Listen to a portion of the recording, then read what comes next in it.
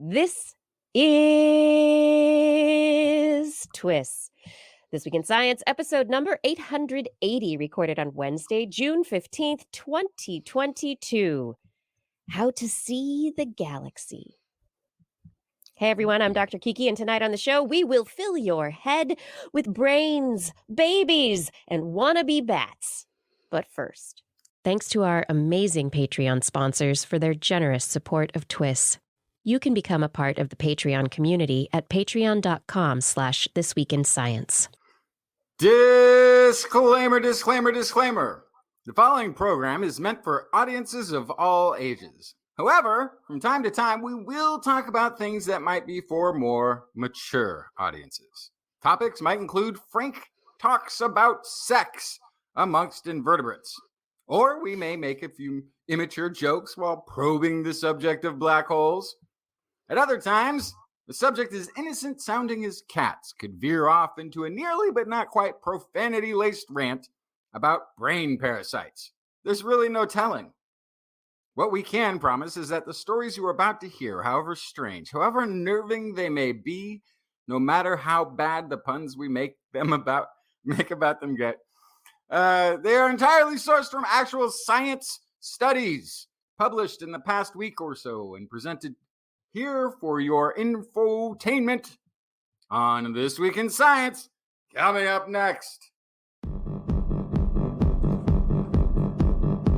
I've got the kind of mind that can't get enough. I want to learn everything. I want to fill it all up with new discoveries that happen every day of the week. There's only one place to go to find the knowledge I seek. I want to know what's happening.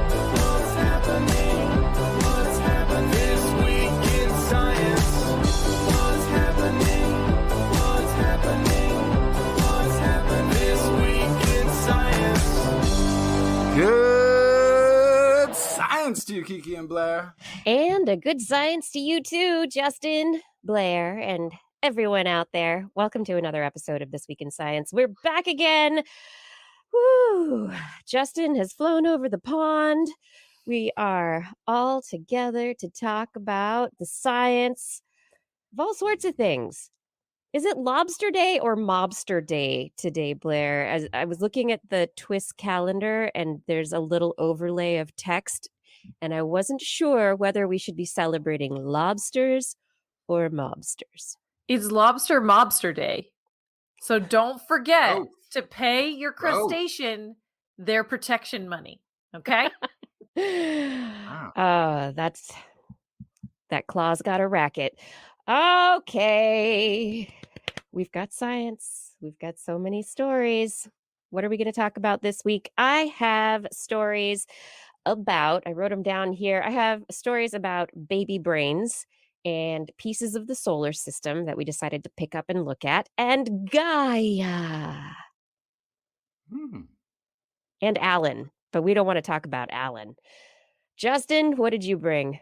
I've got a story, a very batty story about human echolocation. Astronomers found a new multi-planet system, and it's really close by, as well as some correlative nonsense from the field of psychology. Woo! Correlative nonsense. Yeah, just what we like to call science? Okay, we'll talk about that one later. Yeah. Blair, what is in the animal corner? Oh, it's my turn. Yes. I brought whales and seals. Apparently, I'm still stuck in World Oceans Day over in the animal corner. And then before that, I have a really fun story about wigs. So I like wigs. I love wigs. Wigs are fantastic. You can be anyone with a new wig. All right. Well, we are going to jump into all these stories and more. And as we do, I want to remind you that if you have not yet subscribed to This Week in Science, we are available as a podcast. Look for This Week in Science anywhere you find your favorite podcasts. We are also broadcasting live weekly, 8 p.m. Pacific time on YouTube, Facebook, and Twitch. You can find us as TWIS Science on Twitch and Twitter and Instagram. And if all of this is just lots of names and bloobly blops, just look for TWIS.org on your friendly neighborhood web browser. Okay. Subscribe, click the notification buttons, and let's dive in to the science. What? Let's look at the Woo! universe. Well, not the whole universe, maybe just our galaxy with Gaia. Mm.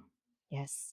Now, when you hear Gaia, you might think of, Gaia, Earth Mother, all that Yeah. kind of stuff, What's she right? doing in space? What's she looking around for? What is she Trying doing? to find new people to live on her? Well, she's not out in the space. Gaia is the European Space Agency's mission to look at the Milky Way galaxy, and there is a wonderful, wonderful telescope with 2 optical telescope instruments, 3 instruments upon it for collecting different wavelengths of light, 1 billion pixel camera. That's a That's a bunch camera of. with some pretty good Do we resolution. do we even have a TV that can? pretty pixelated. But Gaia is looking to create the most accurate 3D map of our galaxy, and we've reported on Gaia over the years. The ESA has released data a couple of times, but just this week on June 13th, they released their 3rd data dump, and a whole bunch of articles came out in a special edition of an astronomical journal. Gaia is in orbit around Lagrange point 2, and from there, it's looking at almost 2 billion objects in our galaxy. Position, velocity, brightness, temperature, composition, the type. Inside our galaxy, looking at stars, binary stars, exoplanets, interstellar medium, so the dust and gas that's in between stuff, solar system objects. It's also looking at stuff outside the solar system. So it's looking at the stars in our neighborhood, so looking at position and distance and the motion of those stars. Also looking, that's the astrometry. Anyway, pronouncing that one great.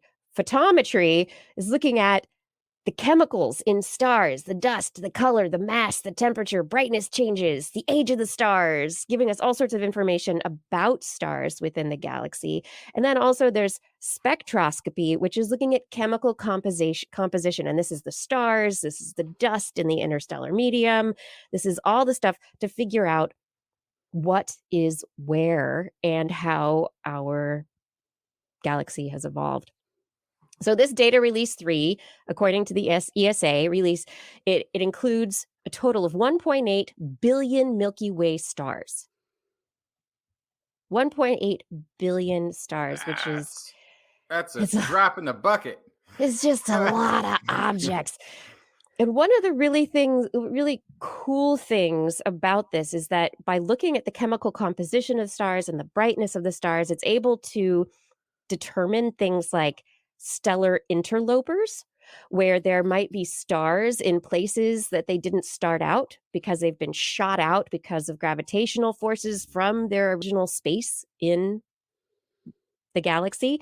And because of their chemical composition, we can know how old they are, what stage of evolution, stellar evolution they're in. And so we're going to get a really good idea of like, what is where. So, hey, here's a young area of stars, but there's this star that seems to be much more older stuff, like hydrogen and helium and that kind of stuff. Doesn't have this star doesn't have a lot of heavy metals in it. So, how did it get here? And we can start looking at the forces that might have led to where everything is in our interstellar neighborhood.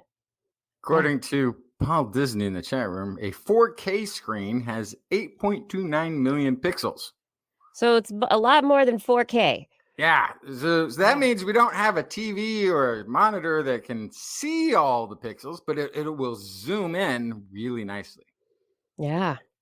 Other things that Gaia is going to be looking at also, it captures stuff happening not just inside our galaxy, but also outside the Milky Way galaxy. So it's also taking a look at quasars, supermassive holes that are accreting matter, also at 2.9 million additional galaxies around our own galaxy, so that we have an idea of like where things are in the sky, because you have to have points in the sky to reference the points in our sky. It's all very complicated. Yeah, the Greeks figured it out a long time ago, though. And another aspect of what they're looking at is they're also going to be looking at uh, they are looking at asteroids. So they're taking a look at near Earth asteroids, main belt asteroids, Jupiter Trojans, Mars crossers, centaurs, trans-Neptunian objects. It can also Gaia has such good resolution, it can see if an asteroid has a moon, Wow, which is in itself very, very cool. that sounds But the coolest thing that they are talking about is the fact that it's the largest 3D chemical map of our galaxy ever created. Much, much higher resolution than we've ever taken a look at our galaxy before. And it really will allow us to understand our own galaxy, but also because of that, our place in the universe, nice. which is pretty exciting. But I mean, then, it what? yeah. Go ahead. Oh, yeah. I was just gonna say it's getting even more exciting as Oh, but I was gonna more I don't know if you're exciting? done. More Yeah, exciting? getting even more exciting as astronomers have discovered a new multi-planet system, and it's only 10 parsecs away. Which, How far is that? according to Star Trek, that's pretty close, I think. But it's still 33 light years away from the Earth. So it's too far away to vacation. If you started tomorrow, you would end up there the end of the universe. But That's too long.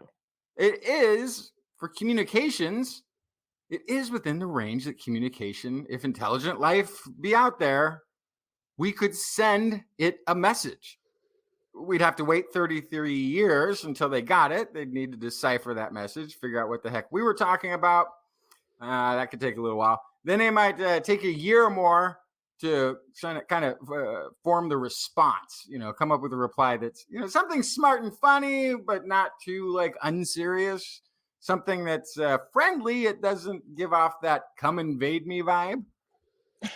And then so they figure all that out, and then they send their response, and then it'd be another 33 years before we got that response. But it's So it'd be 66 before they heard back from us. And and then a little bit more because then because then we got to wait and then respond and send it back again, so that it's 66 years between these. So by the time that we had like a good start to a conversation, we ourselves would probably have degenerated into a bunch of cybernetic gig workers trying not to wander too far from the factory floor lest we fall off the edge of our flat Earth. So really, what's the point? But other than that, this does look like scientists have found more dead rocks in space, because it's a rather small and cool dwarf star. It has at least 2 rocky Earth-sized planets, which is exciting, except that they are likely not habitable as their orbits are so close to the star. The temperatures will be too high to sustain liquid water anywhere on their surface. Nevertheless, scientists are excited about the system because it's so close. It does give the opportunity, the proximity and the brightness give us the ability to study this system better than we've been able to study systems that are much, much further away. I've been watching a lot of Star Trek lately, and I feel like the main moral of that is don't send a message. It'll get misconstrued or used in some way, and we'll get blamed. No, I don't know. But that's pretty cool. I like the idea of being able to also like send I don't know. That would be pretty wild. But I guess send a mission that would be many generations in the making, and then be able to communicate with them. So that, but it would, but if we, so even traveling at the speed of light, you'd be like, I'm going to dedicate my life for the next 33 years to just going there. Yeah, you turn into a salamander, so that'd be no good. But that's at the speed of light. We aren't capable of, I mean, our best shot, our moon shot for maybe get up to around a spacecraft and go around 1% of the speed of light. So then it's 100 times 33 years. It's 3,300 years. Yeah, it's fine. You know, it's just like 500 generations. Nobody wants that. Nobody. By the time just we a couple get of generations for sure. But I mean, we can send a message. It'll take 66 years to get one back if they receive it and there is life and they translate it and decide to send a message back. Or in that period of time, it doesn't hurt. We've sent a message, but we also discover that there really is no possibility of anything other than microbial life. So what's the harm? It just goes. Microbes might figure it out. Maybe the microbes. I mean, those little microbial calculators. I did realize if you took that 3,300 year trip, if you had a colony ship that went out there to go visit or whatever, you'd still get the messages, right? That 33-year message, you could even be at some point in the middle and get them before they make it 16 and a half years. Yeah. Right. And then at some point, you know, it's like, oh, hey, don't come after all. Yeah, things are real bad. And then you're like, yeah, you got to turn the ship around. It's like, oh, colony, we were going to go to a different planet. And then you come back to the Earth and you're, 3,000-4,000 years later and nobody even knew you left. They were like, forgot about you at that point. Yeah, it's that idiocracy story, right? Frozen, preserved in time, and then nobody remembers that they happened to do that back when the experiment took place. I would hate to become one of those samples that's just lost in the back of the freezer. Yeah, that's a heck of a way to go there. This is a side thing, but I have asked a number of people, as I do, if they could time travel. They could travel anywhere in time, would they? And almost invariably, people pick the future. They'd be terrified of going into the past and messing something up and creating a paradox of ruining their lives and ruining the world. But going forward, nobody cares. That's their problem. You can change the future. It hasn't happened yet in our telling of the story, even though everything is happening all at the same moment everywhere. Yeah, it's kind of interesting. It is. But I wanted to follow up with this also. We're not just looking outside of our solar system. We're also looking in our solar system. And Justin, as a past Hayabusa fan, you should be very excited about this story. We have an analysis of the samples from asteroid Ryugyu. Oh, this is the second. This is Hayabusa 2. Hayabusa 2 has returned and been analyzed, and researchers are very excited about this. Of course, they have taken part of the sample and used that for their analysis while maintaining more sample to be studied in the future when we have better technology. This is the foresight of scientists knowing that our technology and our ability to analyze will get better. So they're saving it, kind of like the Apollo moon missions and the soil samples from the moon. And archaeologists do that all the time. They'll dig up part of a site, but leave the rest for future archaeologists and better technology and that sort of thing. Yeah, and it's absolutely fantastic to save it for the future. But the current knowledge is that Ryugyu is made up of the material that was floating around in space that condensed together to form the sun and the planets. 4.5 billion years ago, when our solar system was formed, Ryugyu was that dust that was there. A lot of it coalesced and clumped and turned into the sun, and a little bit of it made a rock that we call Ryugyu now, that floats around in space. But it's been floating around since the beginning of our solar system. And part of the data that is very interesting is that they have chemical evidence that the material in the sample, while it's dry now, did go through a period of something like a mud ball. So at some point in time, Ragu heated and water that was probably ice within it from early in the solar system, the ice melted and made it a mud ball. And so that now it's dry, and so it's a desiccated mud ball. Asteroids, the desiccated mud balls of our solar system. So forgive my ignorance, but so does this buddy have its own orbit around the sun? Yes. Yes, it does. Yeah, it has its own orbit. But it's one of those objects that goes around. I am not recalling whether this is a Mars asteroid or whether it's further out. I want to say that it's a Mars asteroid. So does that mean it has an orbit around Mars, or its orbit is impacted by Mars, but it's still orbiting around the sun? It between. So there are Martian asteroids that are out past at the asteroid belt, out past Mars. This is why we seldom go out to those other planets. Giant wet muddy hail. I get it. Yeah. What muddy hail. Yes. Yeah. So, but the mud ball stage was like 500,000 years into the formation of our solar system. So it was very early. And they think that the melting water, the mud ball, was created due to the nuclear radiation. So the particles emitting nuclear radioactive particles emitting heat radiation that melted the water, not that it came by the sun and melted at that point in time. Whoa. Yeah. Yeah. But let's see. G and C Y U and let's see. This part can be edited out of the podcast, but I just want to check really fast on the orbit of Ragu.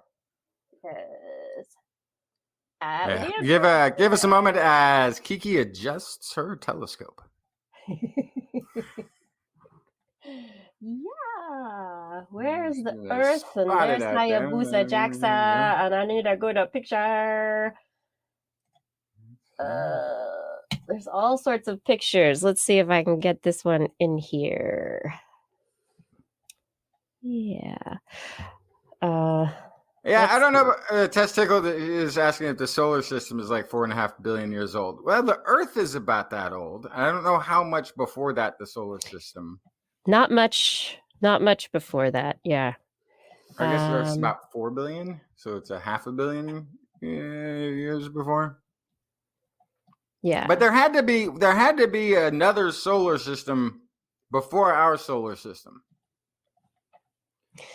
Because there it is. Yes. So stuff that was created in a supernova that's here on Earth, supposedly gold forms this way. So there had to be that. We might have been made up of the leftovers of a supernova.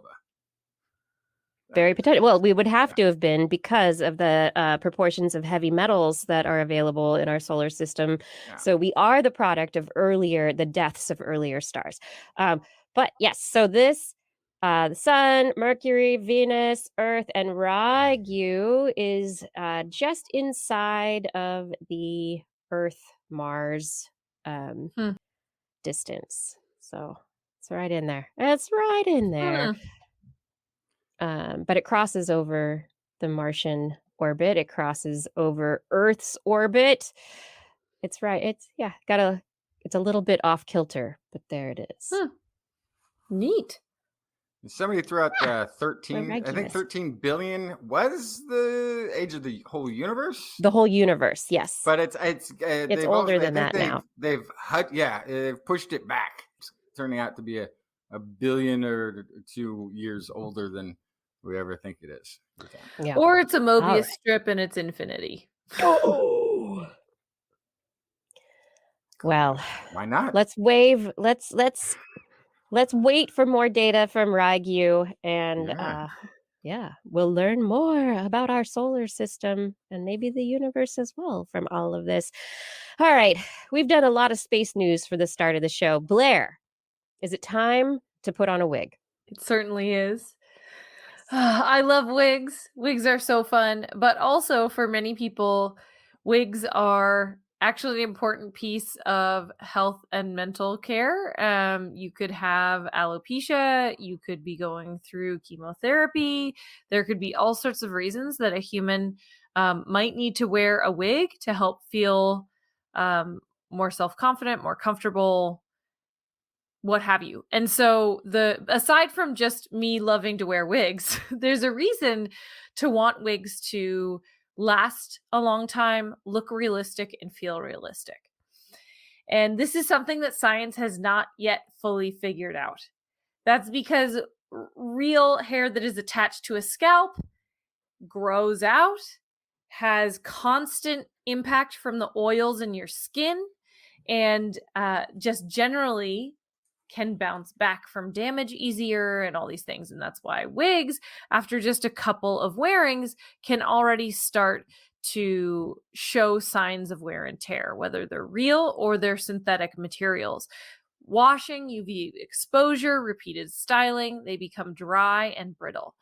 And so in the past, researchers have spray coated a layer of graphene oxide on wigs, or other teams have immersed wig hairs in keratin halloysite nanocomposite.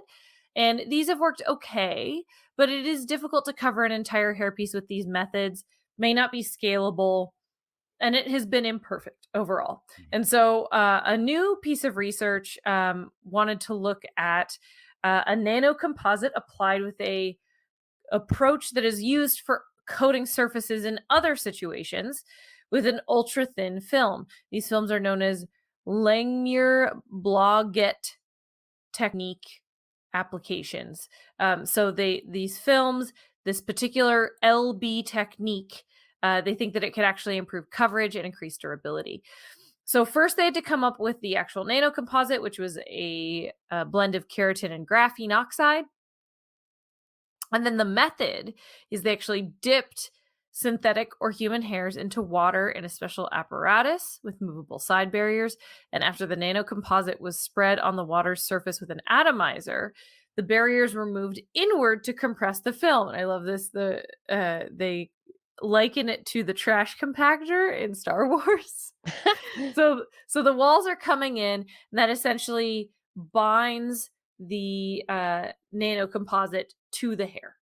This provides more complete, even coverage. And after hairs were treated with this approach, they sustained less UV damage, they were less prone to breakage, and they could hold more moisture than those that were immersed in a nanocomposite, just kind of dunked in it. They also dissipated heat better, which is related to styling tools, and generated less static electricity when they were rubbed with a rubber sheet, which is important for those of us with rubber sheets. Or, if you want to just be out in the world, static electricity happens all the time with hair, and especially with wigs.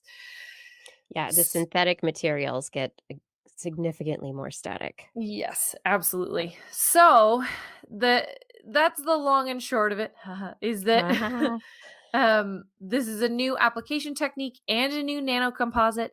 It looks very encouraging based on these kind of small clumps of hair that they tried it on. So of course the next step is to apply to whole wigs to see if this is scalable and to see how they could make this accessible to the average person with a wig, or if they could treat wigs with this before they are purchased by a consumer. Or if they could treat the fibers that are used by the wig makers before they are even Oh yeah, absolutely. before they even go into the wig making process. Yeah, especially since a lot of wigs are dyed or treated in other ways. This is totally something that you could just add an extra step to the process before you blend the wig, kind of. That's this is such a funny, weird niche piece of science. Yeah. It's kind of, there's a bit of it that's medical science, there's a bit of it that's social science, there's a bit of it that's chemistry, there's a bit of it that's engineering, and all of it can work together to make our lives more fun Fabulous. and better. Yeah. Better living through chemistry, engineering, and Yeah. just science generally. And yeah, and I'm sure this kind of a method and this kind of will find other applications that, Yes. creative minds will start to see things a little differently. Absolutely. Yeah. Hey, Blair, I want to talk about Alan for a second. Oh, Alan. Alan, do you remember all the things that Alan is responsible for? Yes, the destruction of animal society. Right. Alan, artificial light at night is pretty much responsible for a whole bunch of issues in birds, in just wildlife in general. Insects, I think, was the last story that you brought, Blair, talking about the impacts of Alan. And now Alan has to go and affect plants too. Of course. Of course, Of course. because I mean, what is it that's important to plants? Photosynthesis. Oh, the light and water and microbes. Right, but light is very, very important to plants' life cycles. Plant circadian cycles are essential to when they decide to put out new leaf buds, when they decide to release their pollen, when they decide to turn golden colors in the fall.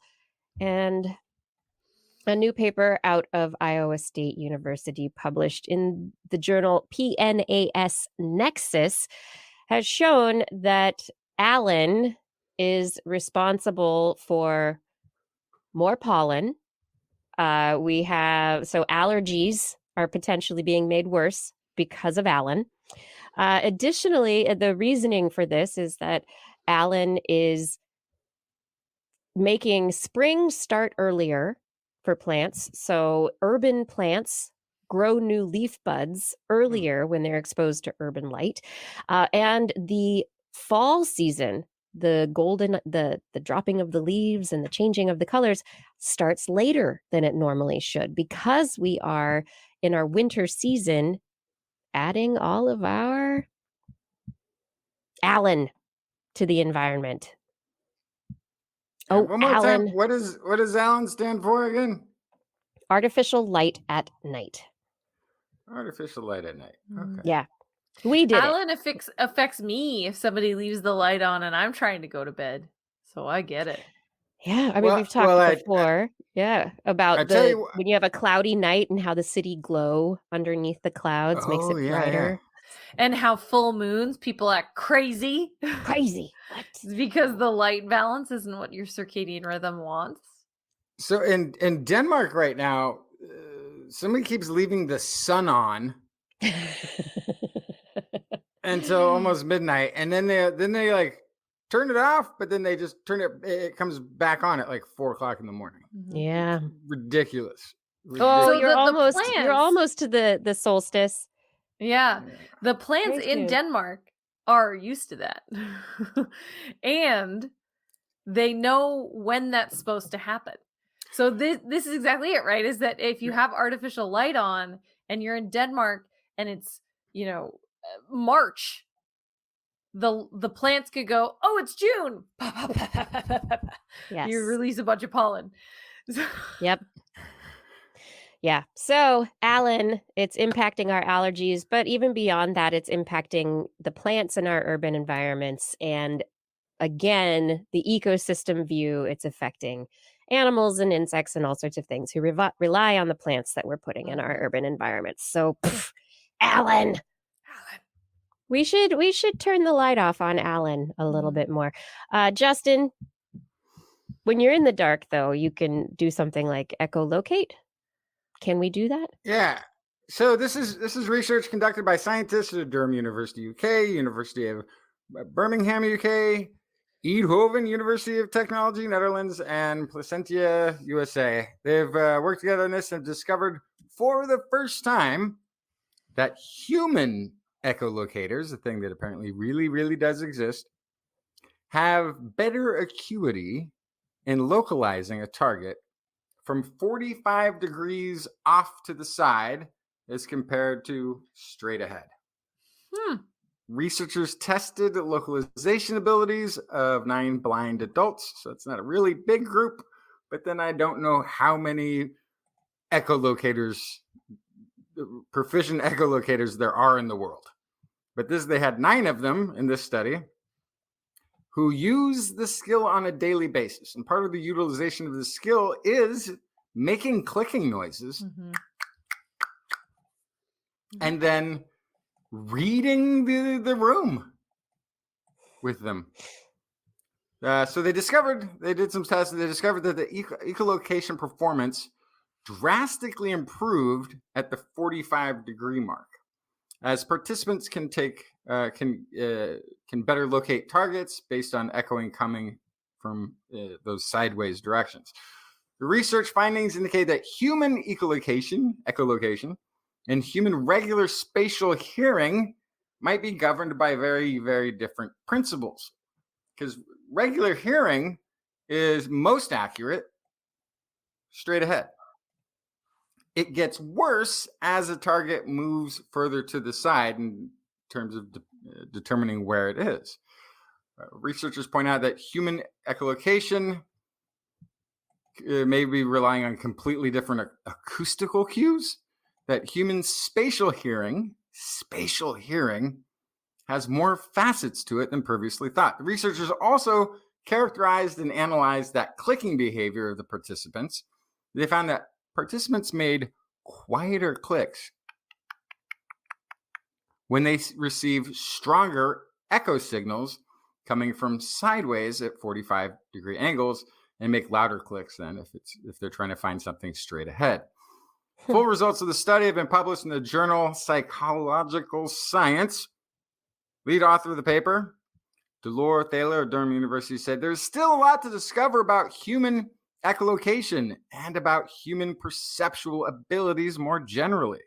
Our findings show that there are facets of human spatial hearing that we did not know before.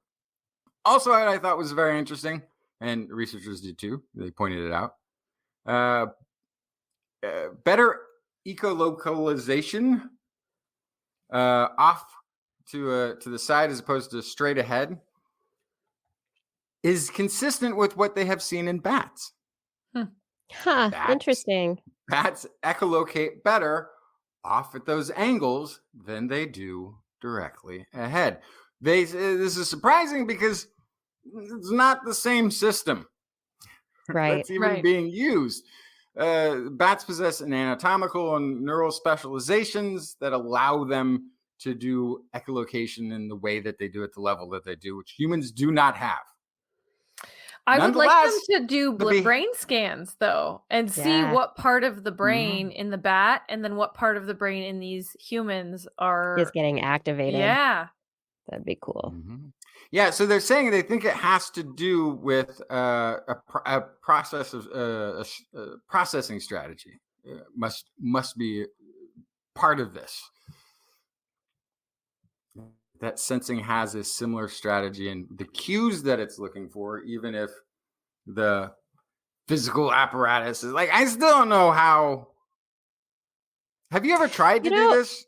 There's probably some aspect of the 45 degrees off of center that is important because we have our ears located on, the two sides of our head. So when something is straight ahead, it is equidistant from our ears.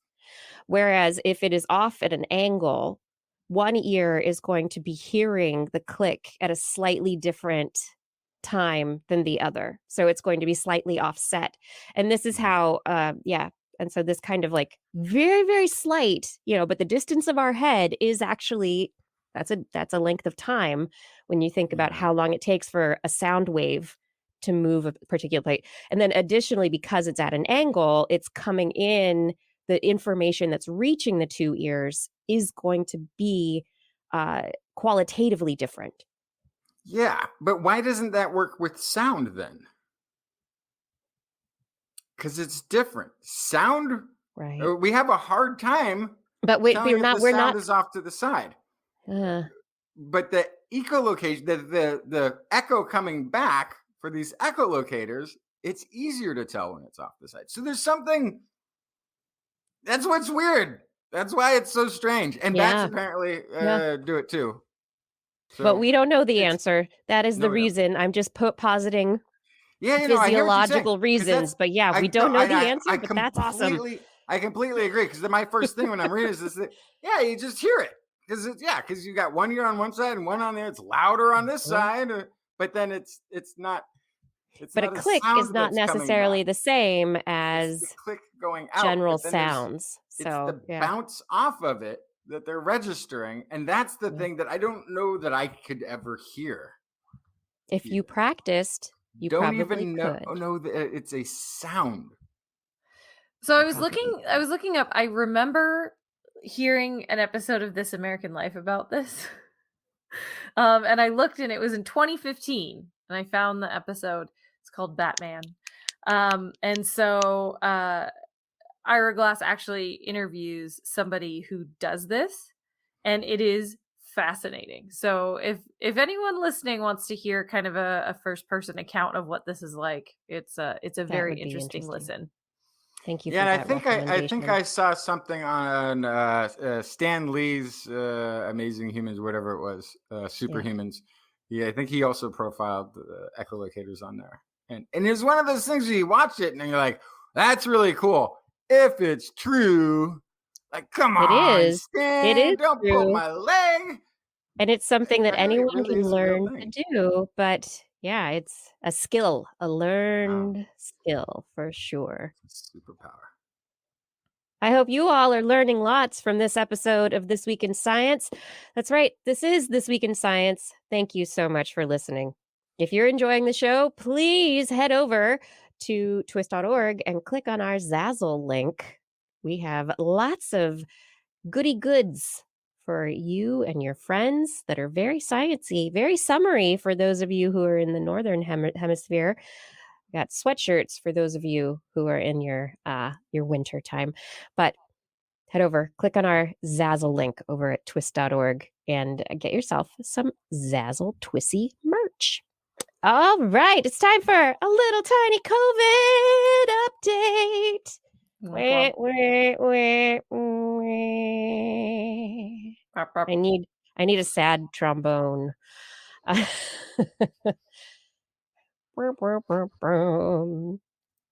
All right, news this week for COVID.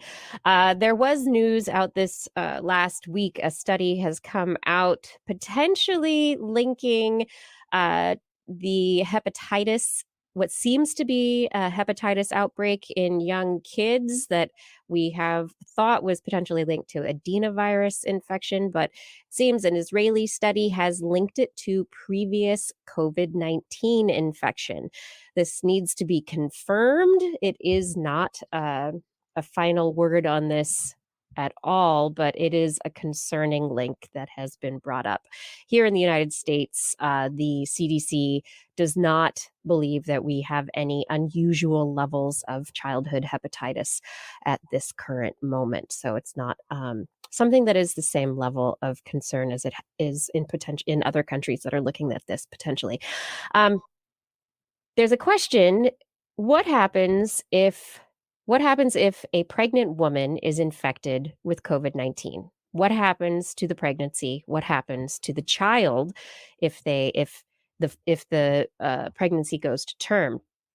We know from previous studies that COVID-19 infection is a threat to pregnancies and that many pregnancies do not go to term if a woman is infected with COVID-19. A new study that's out in the JAMA Network's open journal has looked at the 1-year neurodevelopmental outcomes of infants, of mothers who tested positive for SARS-CoV-2 during pregnancy, and they have determined that there is a increased risk of neurodevelopmental outcomes that are different from normal in mothers who were infected. Is this based on baby behavior, or is this based on the physical aspects of the brain? This is baby behavior, so this is Okay. neurodevelopmental diagnosis. And so this is, babies going in to mothers taking them in for a 1-year well checkup and checking for normal reflexes, for normal responses to particular stimuli. And doctors have a whole battery of tests they run to look for abnormalities in neurodevelopment. And in this particular study, they looked at this cohort of 7,722 infants delivered during a pandemic. 222 of the mothers had a positive SARS-CoV-2 test during pregnancy, made it to full term, and then it was determined that they were more likely to receive a neurodevelopmental diagnosis in the first 12 months after delivery. This is even after accounting for preterm delivery. This is an early study. So what the researchers say they want to do is that this preliminary evidence suggests that there need to be follow-up studies to exclude confounding factors and to actually confirm this, because this is correlation, not causation. It's just something that has been noticed and noted. Here's my concern with this study. There's a heck of a lot of social factors that impacted babies that were born during COVID. A lot. Yeah. So that is impact. That's part of the question. We have the other questions about was there food insecurity? Who were these women that were infected with COVID?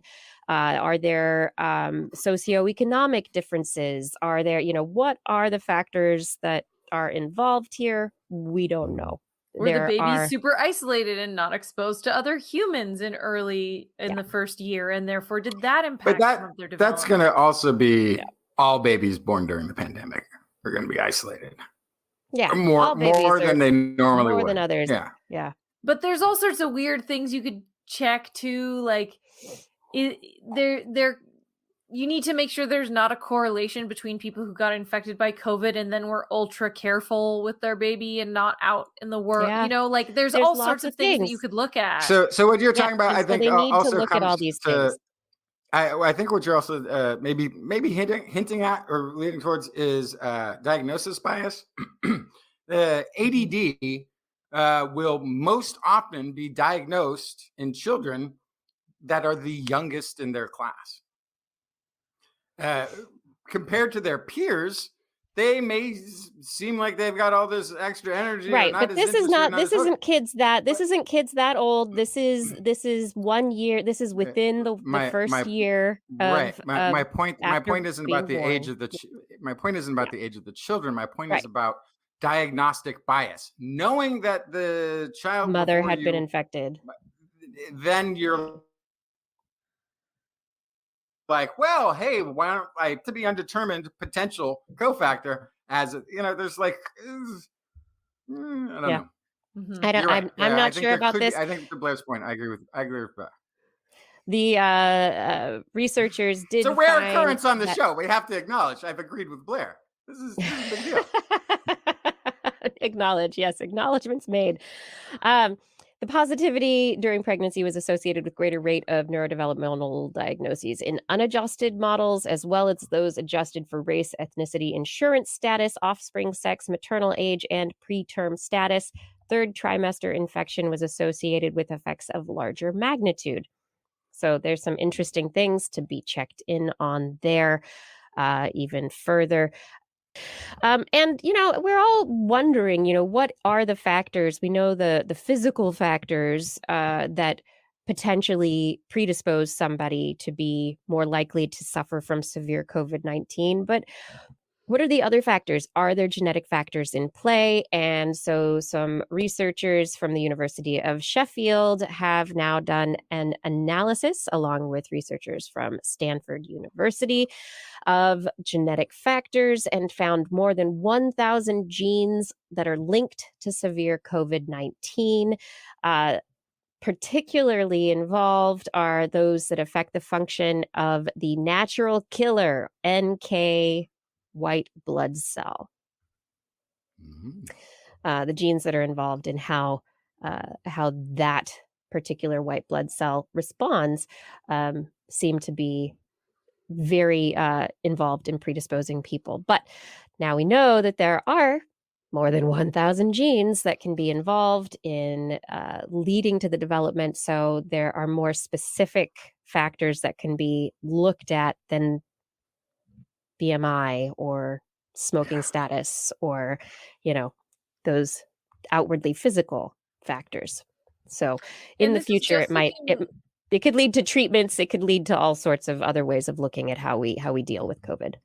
And this is just looking at how severe COVID is. It's not looking at whether you got COVID or not, right? Right. It's just the severity. So Yeah. those people who are more likely to have the bad outcomes. Yeah, There because Might have there have been other studies looking at how likely you are to get COVID, because I know there are some people who Mhm. have been right next to people who got COVID, who live with people who got and never get it. And so I know they're looking for genetic factors for that as well. There was, Right. this was somewhat early on. It might have been during the lockdown. There was a story about an elderly woman. She was like in her 70s with leukemia, which means lots of white blood cells, but they're not necessarily working, not necessarily functioning. Who had COVID for 90 days. She was Right. positive and still expressing the virus, but never herself went through the ill effects. So the relationship this thing has with our immune system is exceedingly complicated. Mhm. We're not the host that it was it's used to, and we're not used to hosting it, and everybody's awkward at this party. Yeah, there's a wonderful article in The Atlantic right now uh, talking about negative test results and how your negative test result doesn't really mean anything, because we are at this point in the pandemic where we are no longer completely naive to the virus. Even if you haven't been infected, you've probably been vaccinated, depending on where you live. And so people have some amount of immune response. And so there's a question for with Omicron, especially, why are we having all these negative tests, negative test, negative test? Even though I have symptoms, I know I was exposed, but I've had negative tests, and maybe I don't get a positive test until the day that I start feeling better. What is up with that, right? What's happening? If you're taking tests over 4, 5, 7, 10 days and they're negative, even though you know you're positive. And then you finally get that positive test. There is, like you said, Justin, a very complex relationship between our immune system and this virus. And so the question is, if the answer to a lot of that is, if you have symptoms, you shouldn't just be relying on a negative test. If Mhm. you have any kind of symptoms, you're sick in some sense. So you should be adjusting your behavior because you have symptoms of something. Mhm.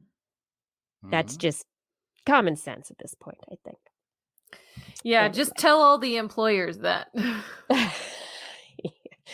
Right. Well, wear your mask. Okay. It's all fine. Right. But anyway, risk genes. Some of these genes might help us understand stuff later. I don't want to talk about COVID anymore. Do you want to talk about COVID anymore? Should we move on? Yes. No. No. Yes. Yes. You do? No. Yes. No. Yes. You gave me the both options to say No, no comma, or yes. No more COVID. Yes, move on. Yeah. Moving on up. This is This Week in Science. Once again, thank you so much for joining us for this episode. Head over to twist.org and click on our Patreon link. If you enjoy this show so much that you enjoy it every single week, maybe help keep the show going. It's your support that does keep us going. We are listener supported, and we would appreciate your help. It would really do a lot to keep us going through these summer months, fall months, winter months, all the science months. All the science months. Twist.org, click on the Patreon link. Patrons at $10 and more a month will get thanked by name at the end of the show. And now let's come back to that wonderful, wonderful part of the show that's full of animals. And this week, a guest is again full of the ocean. Whales, tails, and all the things. It's Blair's Animal Corner. with Blair. She loves our creatures, great and small. Biped, millipede, no pet at all. You want to hear about animals? She's your girl.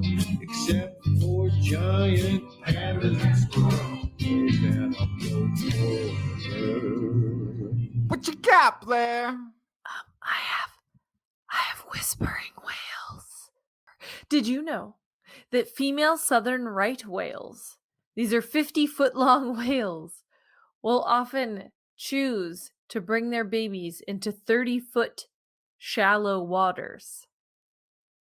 They each winter will migrate by the thousands to bay habitats to give birth and care for their young.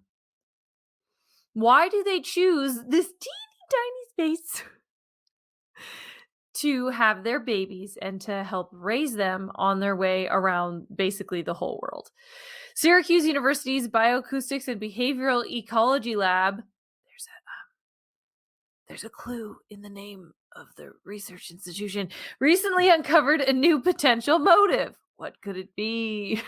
They hypothesized that shallow, sandy, nearshore waters are a prime spot for whales to birth and raise their young because those areas have reduced acoustic propagation, which means their vocal signals won't travel as far. So there's less chance of eavesdroppers. They're hiding the babies. Yes, exactly. So this sheds some new light on their migratory behavior and also could potentially allow research to better focus conservation and management efforts since, all whales need our help. They gathered data at 3 nursery sites across 3 continents in the Southern Hemisphere. That's in South America, Africa, and Australia. And they found the depth at which right whale mothers and their young are often observed. And that depth has the most limited acoustic detection range for their calls.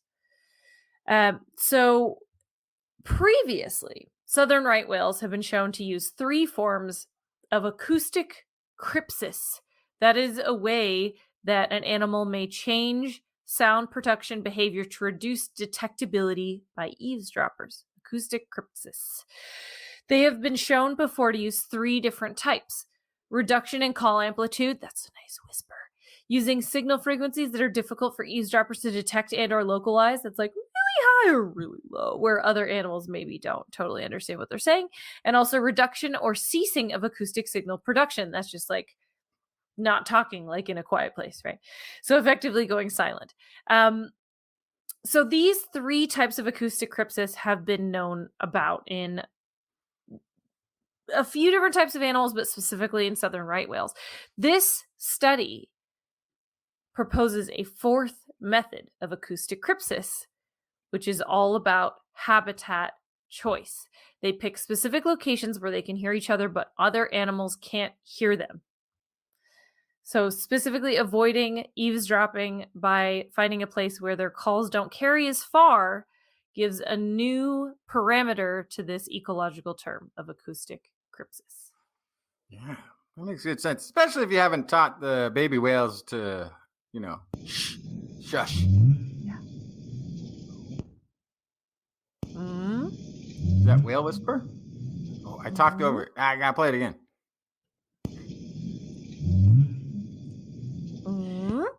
That's audio of a southern right whale call recorded in shallow waters off the coast of Brazil by Julia Zeff from Syracuse University. There you go. Yeah, so the idea that some water carries sound better than other water.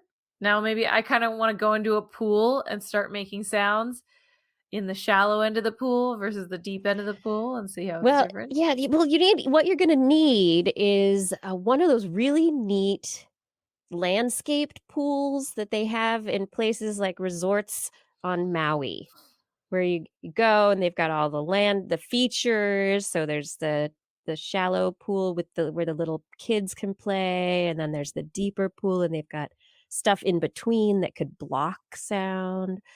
So what I'm or you hearing could just go in the ocean. TWIS wants to fund a trip to Maui to try this technique. I think this would be very valuable research by this team. Great. I think I will agree with that for no other selfish reason than the thing that you were talking about there. You know, we're gonna pull up to the resort. We're gonna try out the pool with some tools. Mhm. We're gonna That's right. scoot. You'll scoot. I will stick around for a nice frosty beverage. I mean, scoot as in, you know, give it a few days. Gotta get over the jet lag before you pull back, you know. Anyway. Yeah, so right whales using shallow waters as a tool to hide their babies acoustically. Love it. Now we know the whales are super smart, so the big question is this learned? Is this evolutionary? Do they just know? Is this, did somebody make them, oh, this is a great place to hide the babies. Now everybody This is does a great question, especially since this behavior is hardwired into their migratory pattern. So this is something that most likely has been taught to them over many generations. So when this first started happening, was it just selective pressure that less babies got when they went into the shallow water? Mm-hmm. Or was this something that they're like, oh, I'm going to go over there. It's actually better. So it's tough to say. So I would imagine out of all of the creatures in the sea, there's probably not one that better understands the properties of acoustics than whales, who communicate with sound over really great distances or right next to each other in their communications. It's probably a thing that they understand better than anything else in the ocean. Yeah, probably. Although they've been in the ocean the least long. But they come from being a creature that did rely at one point on audio, much more so than the fishies in the sea. Yeah.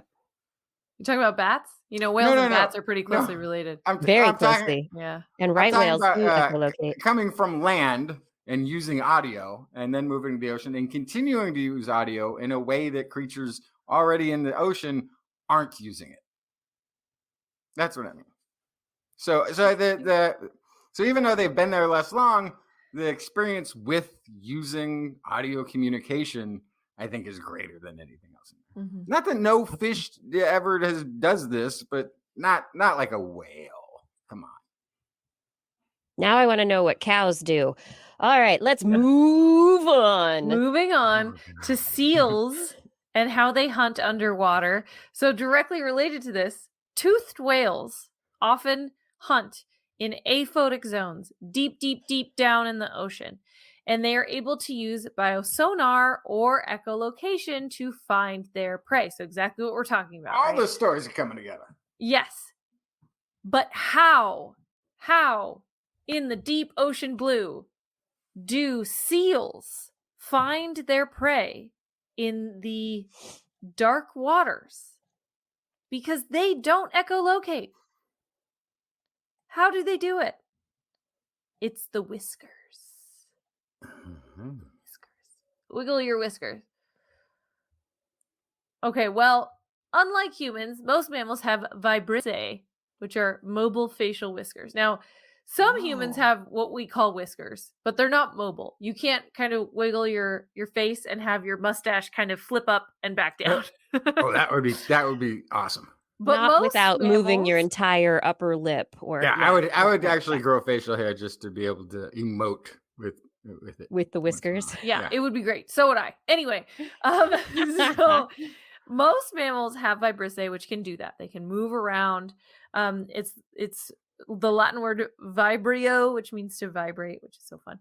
Anyway, so the vibrissae, until now, researchers were not sure how the natural movement related to an actual function for these mammals. It's really hard to observe whisker movement and measure it in a natural environment and see the direct impact of the movement of the whiskers. So what researchers did is they placed small video loggers on free-ranging northern elephant seals. Elephant seals are a really good choice because they have highly sensitive whiskers, but also because they go so deep in the ocean for so long. So those things combined made them a perfect study for the whiskers. They also have the highest number of nerve fibers per whisker of any animal. Elephant seals are so cool. Everyone, when you are done here, Google elephant seals, read up on them. There's so much more to them than the nose. That's really fascinating because as a neuroscience student, you just always learn about the mouse and the rat barrel cortex, where in the brain, there are these little barrel cortices. They look like barrels in the brain, and each one corresponds to a whisker on the face of the rat. So it's just amazing to me that the seals, these sea lions are even more tied in.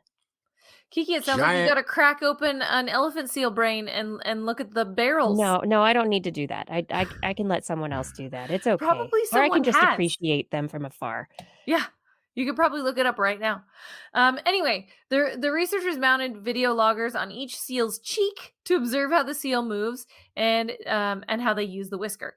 They watched them forage in extreme environments, which is the deep, dark ocean. The logger was equipped with an LED red infrared light flash, which was designed to not be visible to the seal, but instead to allow the researchers to non-invasively observe how the seals were using the whiskers. The seals captured moving prey by sensing water movement, they found, based on the readings of these instruments.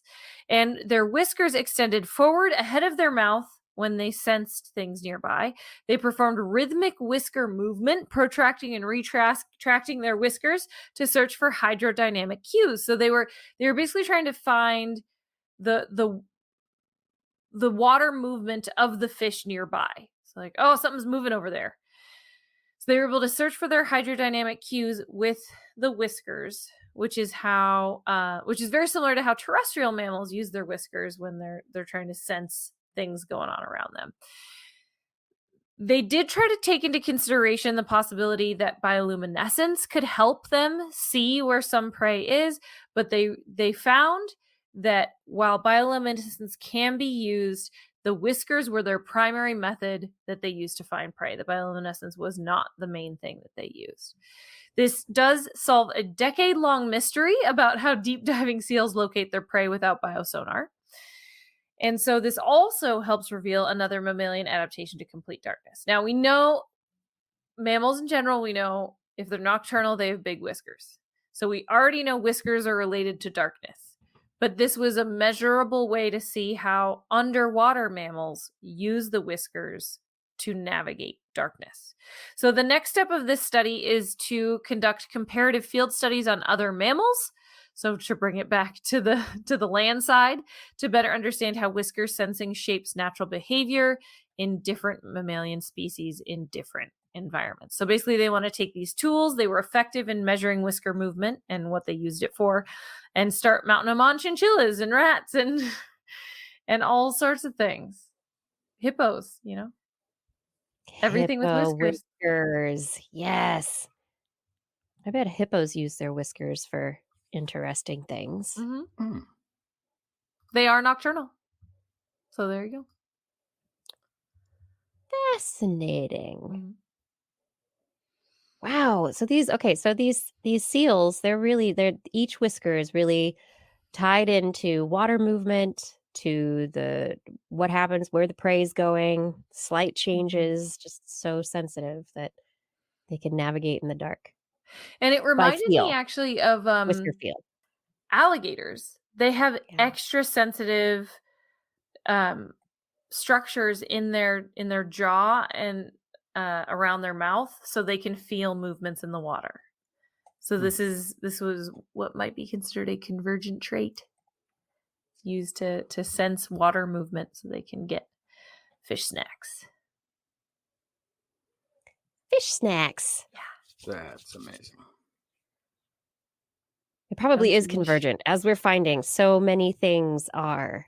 It's what works best for ecology. If you can figure out the echolocation that we were talking about before and get some vibrissae going, you'll be like hypersensitive. You'll know everything that's going on around you. If they had both, I'm picturing alligators with whiskers. Oh, they'd be pretty cute. Yeah. So good. They're already so cute. Like catfish alligators. Yes. All right, Blair, is that it for the animal corner? That is it for the animal corner tonight. Justin, would you like to tell us how to navigate in our own world with Oh, science? goodness. So, in looking for stories for this week's show, I came across this title out of Washington University School of Medicine in St. Louis. The title of this study was Suicide Less Common in States That Passed Medicaid Expansion. Oh, so Medicaid expansion must be the thing that you need to look at when when you're thinking about suicide. So we've recently been talking about, as has everybody, about guns and gun laws and gun deaths. We've also talked about general mortality in red states versus blue states on the show. So I dived into this study to see what they were talking about, and boy, it was a mistake. I almost got angry at the study. Oh, I was reading no. it. So, okay, according to the study, deaths by suicide have been on the rise everywhere in the US over the last 20 years. Researchers tracked suicide rates in all 50 states from 2000 through 2018, during which the period there was 500,000 suicides in the United States, which is a staggeringly big number. Apparently, we do this more than other countries. States that expanded Medicaid eligibility, they started to do it in 2014. Researchers focused on the post-expansion years, 2015 through 2018, to compare it to before.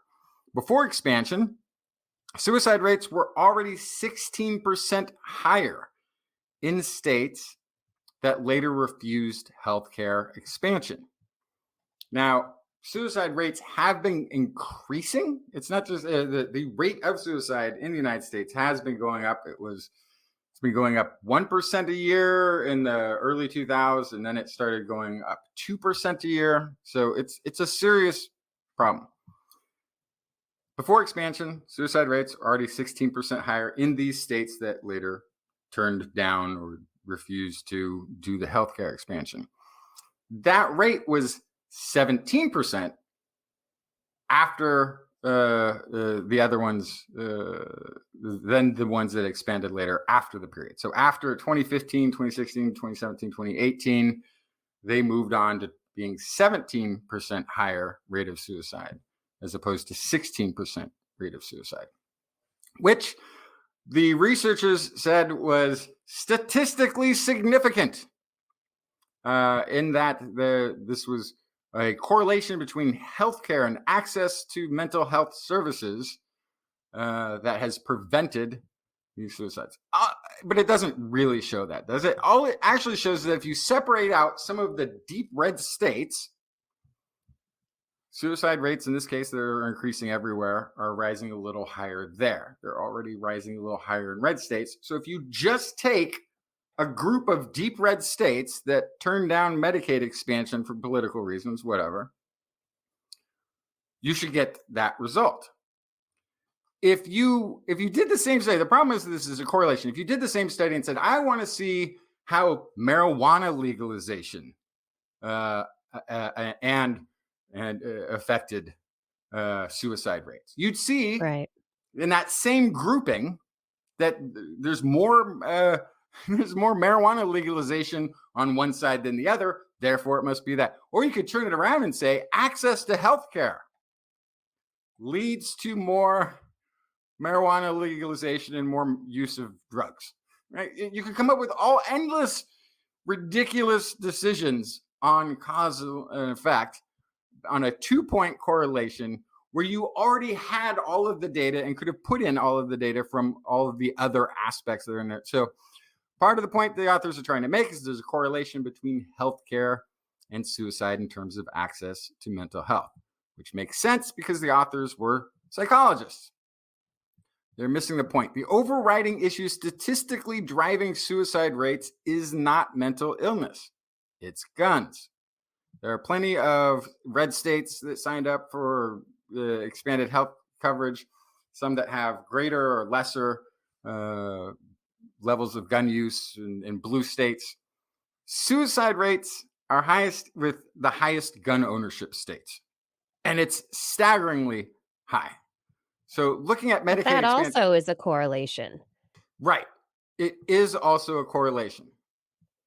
So, if you're looking at Medicaid expansion alone, you're seeing the results of those state policies based on that one issue. You're in danger of misfocusing the attention away from the root cause. It's not healthcare; it's access to guns. The states with the highest rate of suicide in the U.S., the state with the most is Wyoming, and it did not expand Medicaid, which looks like a good data point for what the researchers eventually concluded. But that state also has the nation's highest rate of gun ownership. Now, this is where statistical significance of your correlation is the thing I'm talking about. Right. They have separated out this one group, and they found this 1% change difference over this period.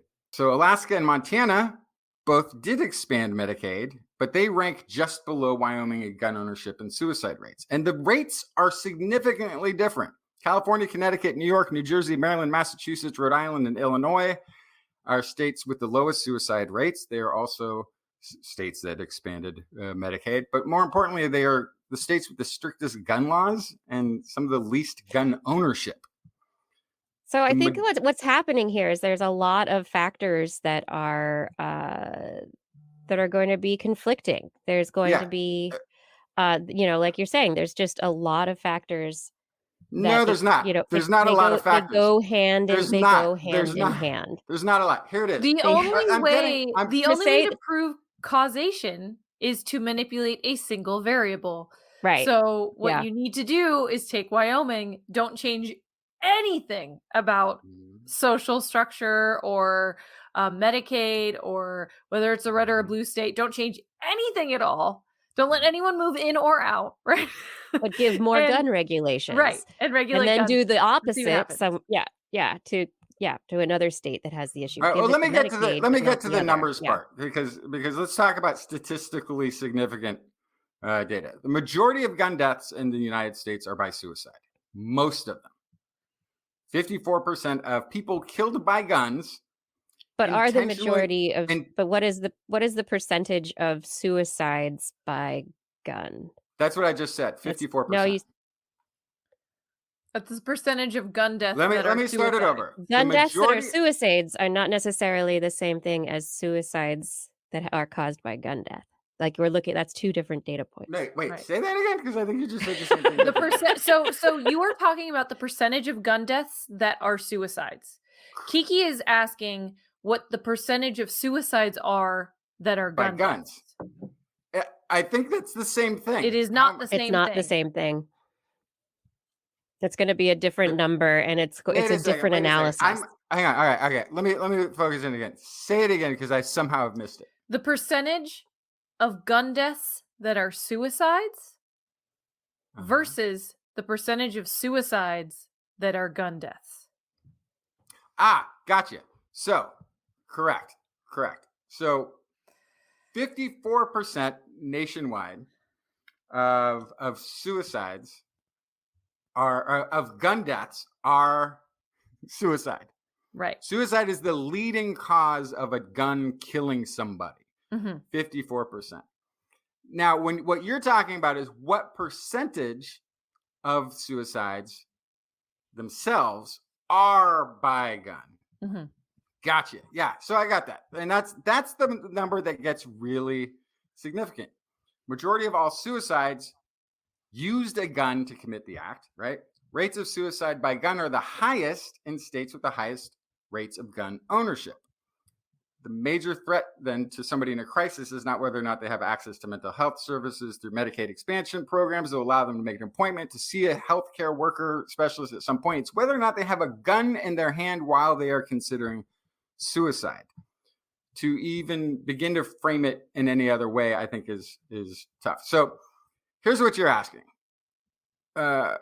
In Alaska and Montana, which did expand Medicaid, they have two of the highest rates of gun ownership in the United States. 54% and 66% of people have guns, own guns. In New Jersey and New York, which also expanded, they have some of the lowest rates, 15 to 20% gun ownership. Alaska and Montana have suicide rates by gun that are 750% higher than in New York and New Jersey. Now, if you just what's the difference in suicide rates? It's about 300-400%. So it's already 3 to 4 times more likely for somebody to commit suicide in Montana and Alaska. But it's 750% more likely that they will have used a gun. So this is the main mechanism involved in suicide. It's the 1% variable difference between somebody with Medicaid or access to this is not. It's statistically significant, meaning that that number is different, but it's not socially significant. It's not. It's not solution significant in any way. And I thought that it was particularly bad timing, even if you had done this correlative study that pats yourself on the back and says that you're important to a big social problem. Putting out the paper while we're doing gun legislation in the wake of all these deaths and to say, hey, here's a study that you can say is statistically significant that says access to mental health plays a role. No, it does play a role. It does. That's really what's frustrating. Not bringing this is what's frustrating me is that you are. Yes, these are related issues. They are related. Gun regulation, having access to guns, is as the data shows that you have provided here, is a primary factor in the ability of somebody to commit suicide. But before that, if there is access to mental health, if there is access to Medicare, Medicaid, things that have been expanded, then you have preventative services, so these things do go hand in hand. They are not all by themselves. And I don't think arguing one without the other is, I think that's they're important because that's the frustrating part for me. You're correct that you want to prevent Justin. You want to prevent the ability to carry through with the act, right? I understand that, but there is still an underwhelming issue of someone having suicidal thoughts or facing suicide as a problem also. And I think that's what Kiki's getting at, right? Is that like you want to make it harder for people to go through with it when they are facing crisis. Yes. But you also need to care for people in crisis. Yes. You need to be able to do both. And that's where I am also understanding what you're saying, Justin, is that it is insanely frustrating that there are people out there who want information to prevent doing both. They want to use it as an or, not an and. It's not or, it's and. We need both. So I'm not trying to discount the need for mental health, but doing a correlative again that you could have done by any sort of basis of knowing the difference between a deep red state and the rest of the nation. You could have said that access to mental health care leads to greater drug use. You could have said that just as easily, right? You could come up with anything you want. But when you have Wyoming having 1,000 times higher rate per capita than New Jersey, 1,000% higher rate of, and talk about if they only had access to a little bit of health. There's something rotten in the state of Denmark. Stop it. So I know Denmark's fine. Denmark doesn't.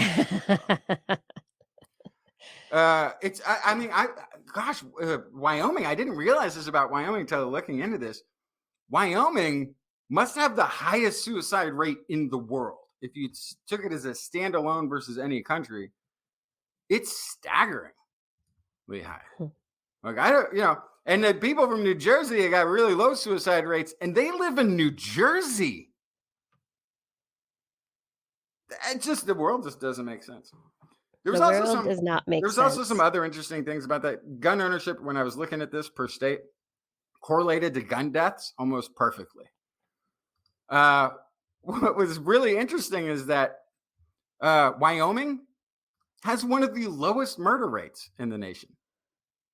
One of the lowest per capita murder rates, but their death by gun is still one of the highest because it all turned into suicides. And there's some places like Maryland, they've got almost no suicides per gun owner kind of a situation going on, but they have a really high murder rate. So, yeah. But because they have less guns overall, the death by gun rate is much lower than these states that have. So that tracks very well. I don't know. I got really irritated because it looked like a very self-serving, biased study, and to put it out at a time when there are false claims that gun deaths and violence is a mental health issue and not a gun issue. It very clearly isn't. When somebody is at their weakest moment in life and they have a gun in their hand, their likely outcomes are very different than if they did not have a gun in their hand. And I don't think most people realize that most of the gun deaths in the United States are suicide. I didn't know that until looking at this. Yeah, there's definitely some numbers to look at in there. Yeah. And it goes. It's important. These are important things to talk about. But I do want anyone out there who knows anyone or is personally in crisis or might be considering any aspects of self-harm to get in touch with the National Suicide Prevention Hotline. There are the National Suicide Prevention Lifeline website. There's a phone number that you can call. But before you do that, 988 has been designated as the new 3-digit dialing code that will route callers to this lifeline. Before you do that, though, get rid of your gun. Yes. If you own one and you know you're having trouble, get it the heck away from you. Get it far, far away. Is that it for your section of the show, Justin? Done. You're done. Well, I got some brains for everyone, so good. Hopefully we can bring it back up with some lighter topics. Are we born knowing right from wrong? Are we born with a moral compass? If we see another individual hurt someone else, do we know from early on that that's bad? Yes. When do we learn these things? How do we put them together? So, researchers published this from Osaka University, published in Nature Human Behavior, their study that I find so fascinating because, I mean, the bottom line is that they made 8-month-olds look at a computer screen with little animated little heads with like squares with eyes on them to make them look kind of humanish, animalish, and had the babies watch one of these little humanish animated things go and push another animated little thingy, and then by staring they could destroy the evildoer. It's by staring for a long period of time, like 8 seconds, 10 seconds at the pusher, then the little computer screen would drop a block on top of the evildoer. This to me is just a fantastic experiment by these researchers using eye gaze in pre-verbal children, 8-month-olds, to determine whether they know right from wrong. And they did a whole bunch of variations on the experiment to figure out whether or not this is really what was going on in little babies' brains.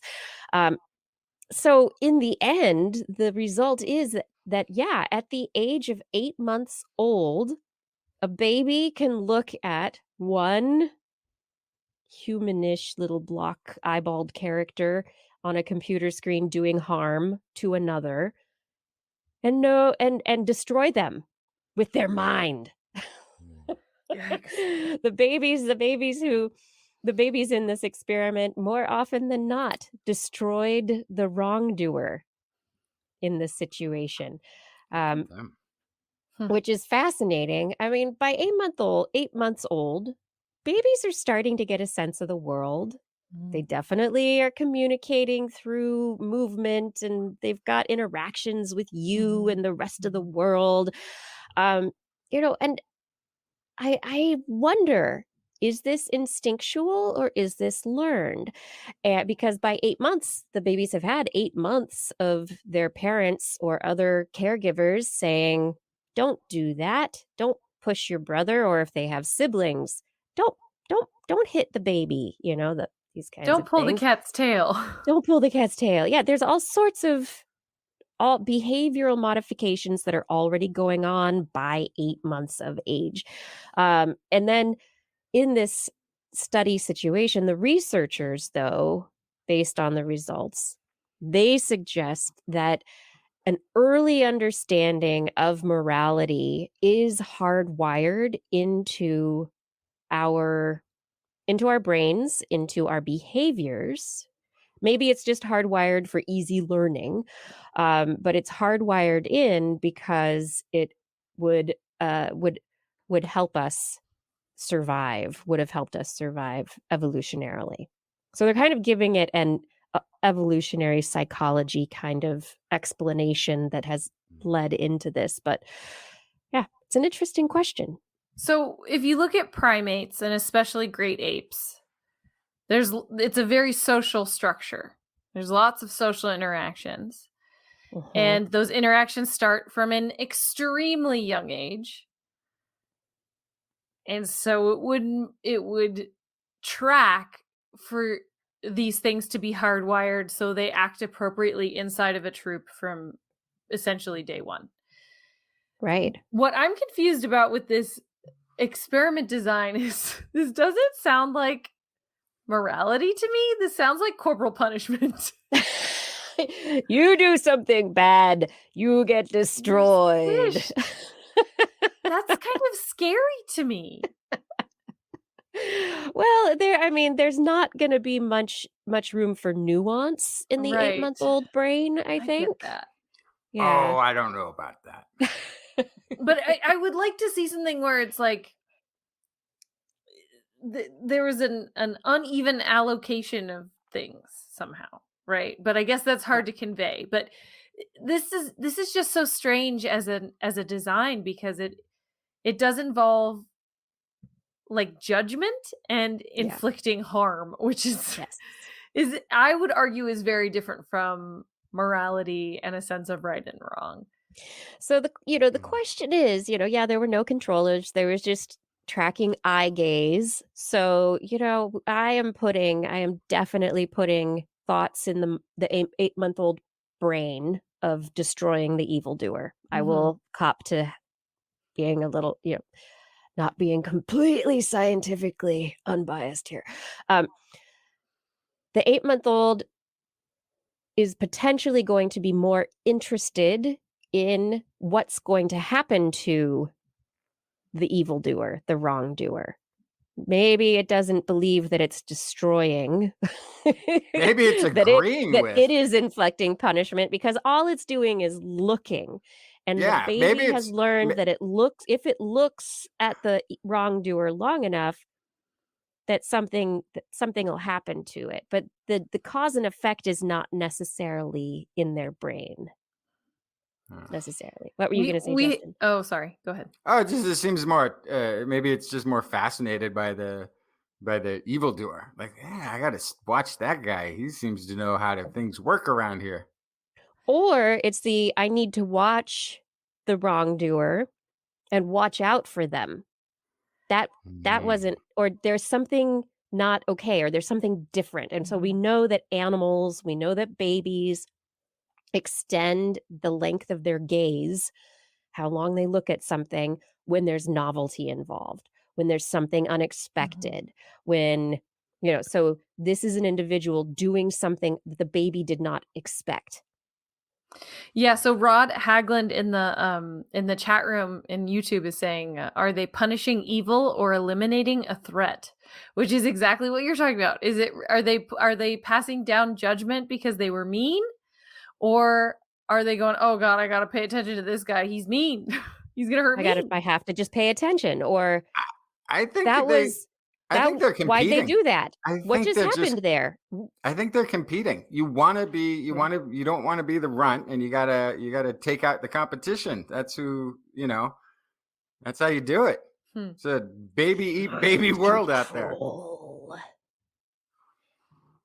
Next thing you know, we're going to have a little posse of 8-month-olds who grow up to just stare awkwardly at people, and you know that they're thinking about mind control. I'll punish you with my mind. Yeah, but the experimental design for this is very fascinating, and it's very interesting question. How early do babies know these things? What's good? What's bad? What's wrong? What's right? They're interested, that's for sure. Moving on to more brainy things, because you know how much I like the brainy things. Let's talk about our brain temperature. Do you think that your brain temperature is the same as your body temperature? Oh, I always kind of assumed everything on the inside is all the same temperature. Yeah, I've never given any thought to it at all. Right? You don't necessarily think about it so much. But according to this new study that is in brain communications, researchers have analyzed using magnetic thermometry. They've been able to use magnetic resonance spectroscopy to determine the internal temperature of brains. And it's what they've looked at. They've determined that your brain's temperature varies throughout the day, that it tends to exceed your body temperature by about 1 degree Celsius. Of 100 patients who were eligible for brain temperature rhythm analysis, 25 displayed daily rhythm, and the brain temperature range decreases in older patients. So the older patients had lower temperatures inside their brain. But yeah, overall, the brain temperature exceeds Overall, the brain temperature exceeds your body temperature. So, why? Why are they interested in this? Well, it turns out, according to their analysis, that patients whose brain temperatures were less likely to vary during the day and were very stable during the day, they were less likely to survive brain injury. And so we also found that women who were post-ovulation had higher temperatures than pre-ovulation or during menstruation. And women often had higher brain temperatures than men. So there are very interesting variations in brain temperature. And when we do brain surgery, very often the whole goal is keep it cool. Don't let inflammation happen. Don't let the brain temperature change. But the reality is that a healthy brain does change its temperature. It's hotter than the body's normal temperature, and it varies throughout the day, and it varies according to a woman's cycle, and it varies between men and women. So there's a lot going on that could help in the treatment of brain injuries and could help people with traumatic brain injury perhaps recover better if we understood this more clearly. Wow.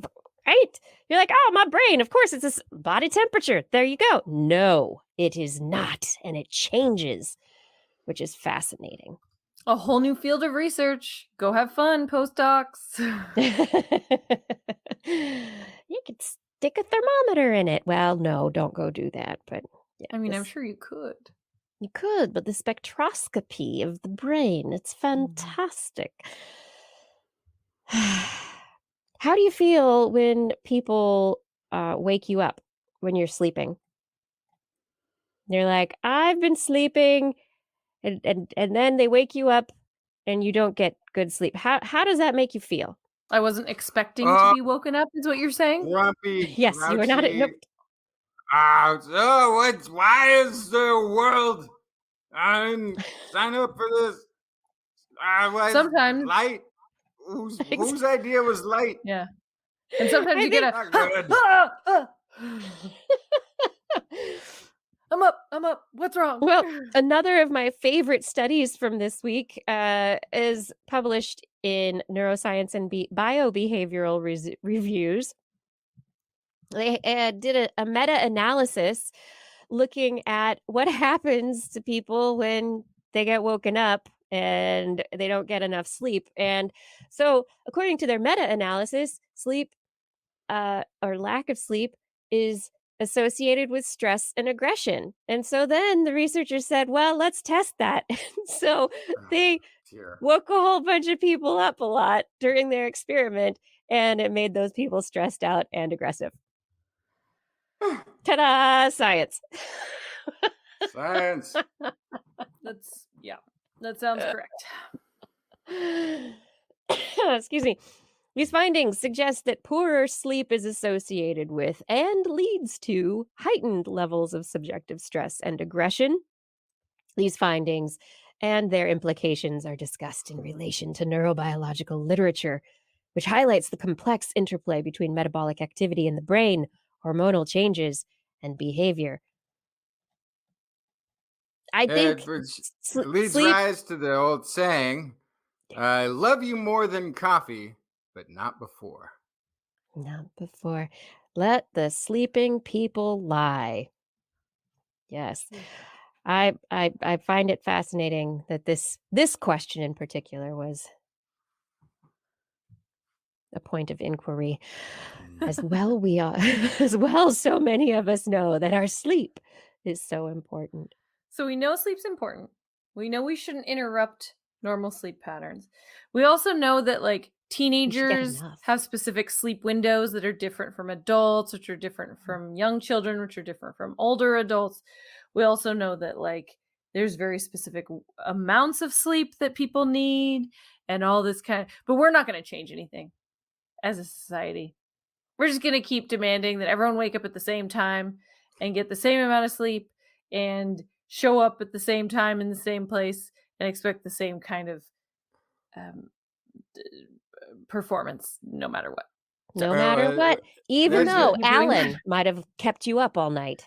Yeah. Alan. Well, that's because your employer wants you there when they want you there, Yeah. Blair.